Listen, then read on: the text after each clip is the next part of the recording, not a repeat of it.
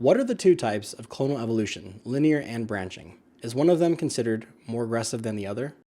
When we talk about clonal evolution, there's two main terms that are commonly used to describe them. There's linear clonal evolution or there's branching.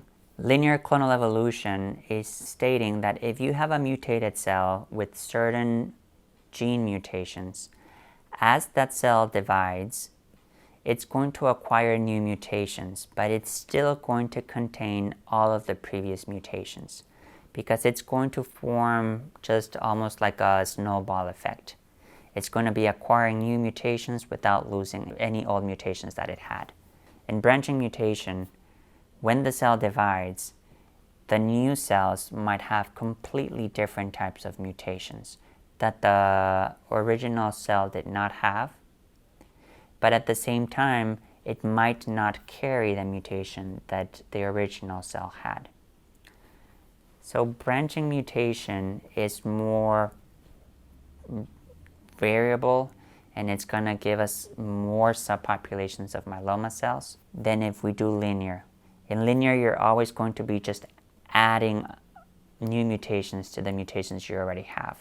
Branching is more like throwing up in the air and getting whatever mutations fall in that bucket. And it could be something completely new, or it could be something that you had before mixed with a bunch of new stuff. There's two different situations where we can see one type of mutation compared to the other. When somebody has myeloma and their disease is not controlled, as those myeloma cells continue to divide, they have the possibility of mutating and diversifying using branching clonal evolution, where they're going to have free range to kind of have more diverse mutations. And some of the cells that are new might not have the old mutations and just form their own new family line of myeloma cells with its unique mutations. When you have fewer amount of cells, let's say somebody who's in remission, since you have such few amount of cells, there's a higher likelihood that you're going to be having linear clonal evolution, because it's that small amount of cells that is going to start acquiring new mutations and then eventually evolving into different subclones and more branching mutation.